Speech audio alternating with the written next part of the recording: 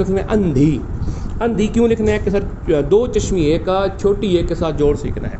अंधी कैसे लिखा जाएगा सर, ये अलिफ है, ये नून और ये दाल, ठीक है, बेदल बद वाला जोड़ लगाया।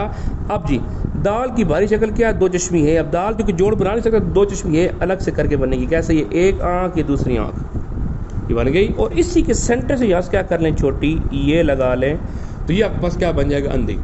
अलिफ सर, ये नून और ये दाल।